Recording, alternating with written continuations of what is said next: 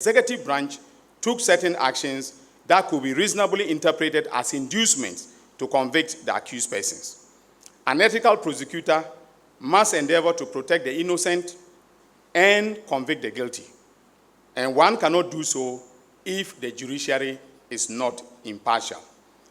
When Justice Hohenuga single-handedly expunged otherwise exculpatory evidence from the record in the Opuni case, and then proceeded to rule that the accused had a case to answer in his ruling on submission of no case, he was far from portraying a semblance of neutrality. Indeed, he directly undermined the fair trial rights of the accused persons. Again, when in accordance with law and practice, Justice Anoche Jima decided that he was going to hold a de novo trial, that is a new trial, in the same Opuni case after when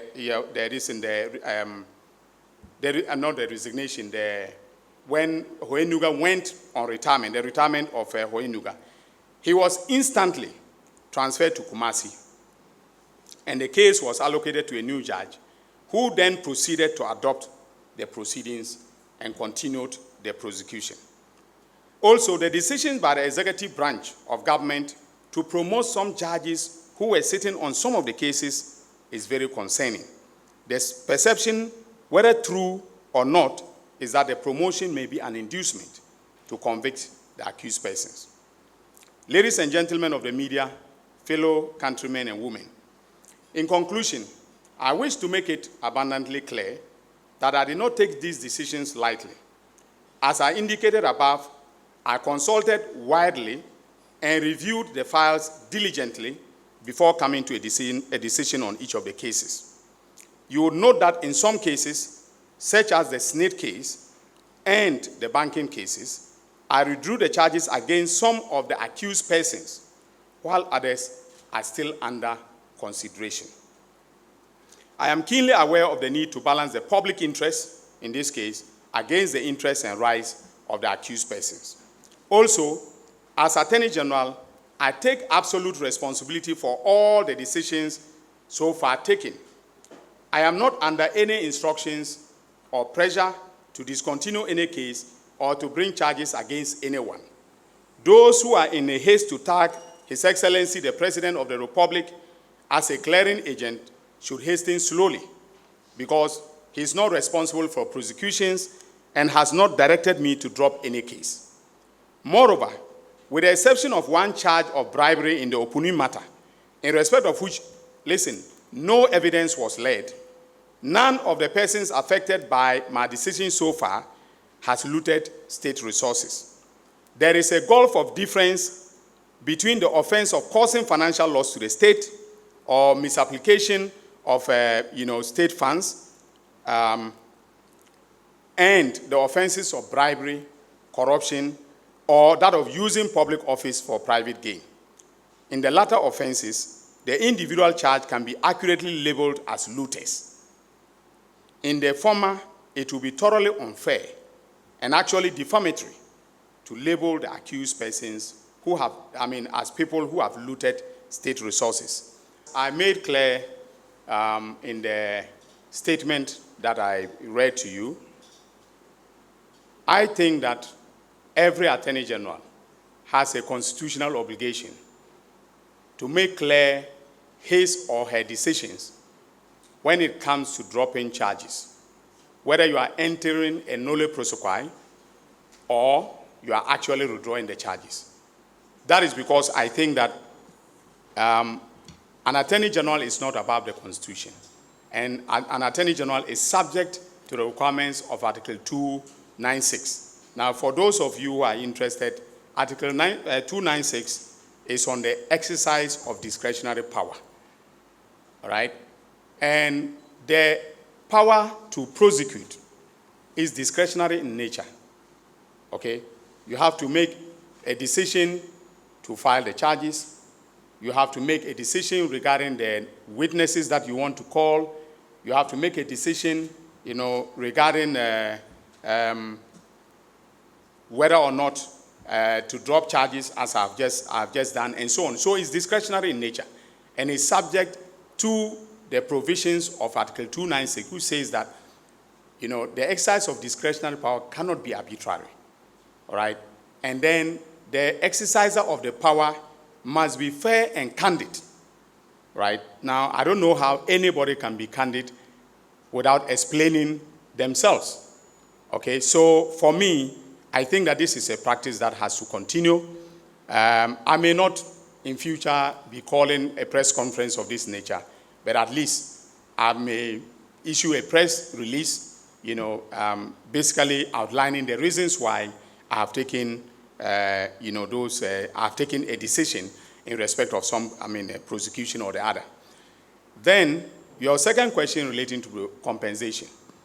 I have not cited any formal request for compensation.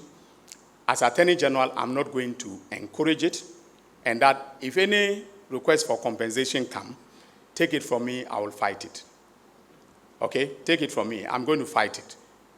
Okay, so I'm not serving a warning to them not to bring requests for compensation, but if they do, I will fight it. Okay? Now, your third question said something about unprofessional conduct. I think I've... Yes. The former Attorney General. I think I want to reserve my views on that one. And to say that when we come to the bridge, we will cross it. So I'm reserving my comments on that one.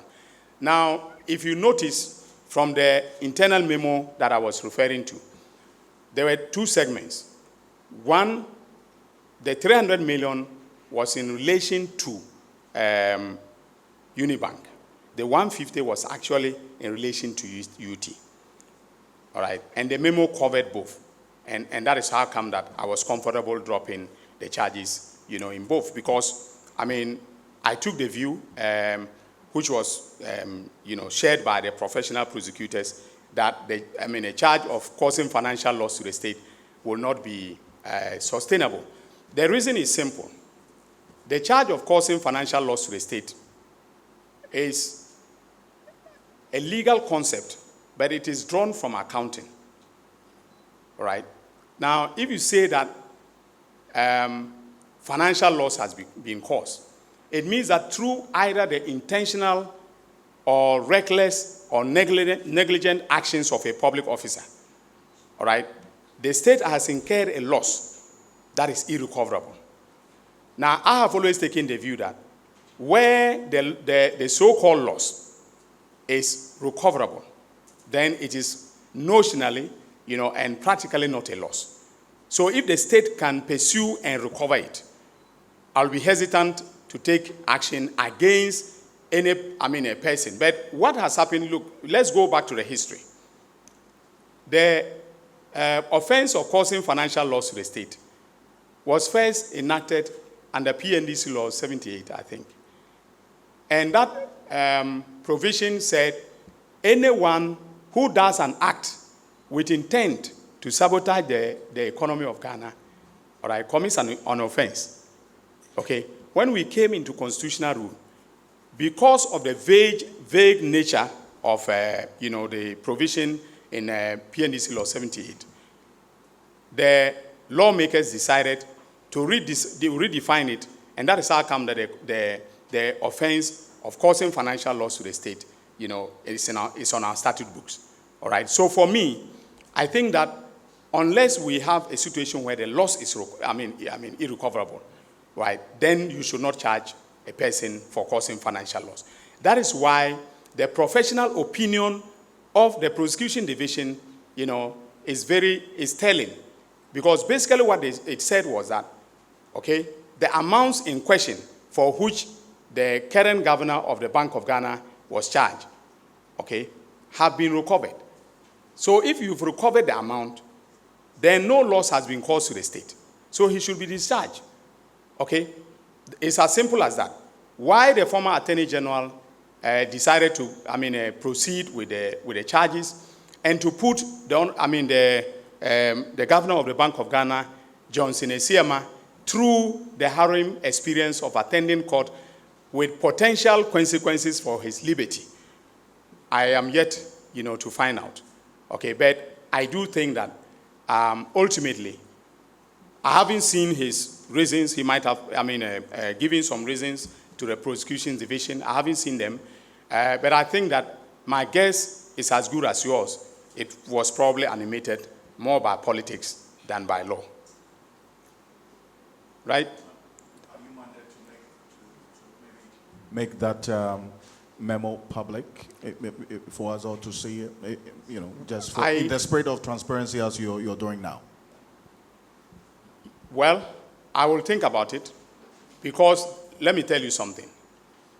There are public officers still serving in my department, all right, who are, who authored this memo. I have to think carefully about the consequences for them, in making the memo, public, all right, before I can do so. I have to be very considerate in making that decision. So I'm not ruling it out, but I have to be very considerate in doing so. Yeah. Yes. Not GH1. Is it City? Channel 1. Yes, you asked about whether this is going to be my posture in all other cases in which my firm, is involved. The answer is no. The answer is no. That is because in some of the criminal cases, and I don't think my firm has taken any cases that, are as high profile as this, right? But if they are defending a murderer, I don't see why I should step in and, say I'm entering a nolle prosequi. Okay? Now, I will be very concerned if the state interest, okay, the state interest in the matter, okay, the state interest in the matter, has consequences. One, for the finances of the state or property of the state. I'll be concerned if it has consequences for the constitutional democracy that we operate. All right? But of course, I will be very careful with my juniors in chambers, taking every case and trying to bring it, to my attention. So this won't be the posture, because I will be very ethical. And of course, if there are situations of conflict of interest, I will recuse myself from decision-making that may result in accusations of conflict of interest. Sagleme housing.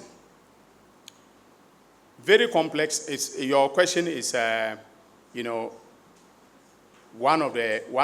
think it's a very good question, because come to think of it, okay, for 8 years, that housing estate was left to the vagaries of the weather. All right? Despite the fact that the Honorable Collins Dauda and his colleagues were being prosecuted for various, offenses relating to the use of the funds that, were voted for the housing estate. The estate was left to the vagaries of the weather. The houses deteriorated, all right? They were vandalized, and so on and so forth, okay? I think that at some point in time, there has to be some accountability exacted, all right? But it was the manner in which this was done that gave me cause to say that I'm aborting prosecutions, all right? Because take the case of Collins Dauda. At the time that Collins Dauda left office, okay, the expenditure on Sagleme was at 94 million. But he was being accused of misapplying 200 million. Now, some of you are lawyers or law students. Others are just journalists. But just apply common sense. Why should somebody be charged for cost misapplying 200 million US dollars? when it is very clear that whilst he was in office, it was only 94 million that was spent. Okay, that is telling. Secondly, in 2017, the Honorable Atachian, as I've mentioned, did exactly the same thing that Colin Zauda did as minister. At the request of the consultants, he signed certificates totaling 5 million United States of American dollars. All right? He was not charged for misapplying state funds. He was never even mentioned. It was in the course of the proceedings that it came up. And the judge was even shocked and asked rhetorically, are you bringing 2017 matters, to this case? Okay? So my decision was based upon the charges as framed. Okay? But it doesn't mean that I have abandoned the quest for accountability in the Sagleme matter. So I may come back to it as far as, the quest for accountability is concerned. Are there any other questions?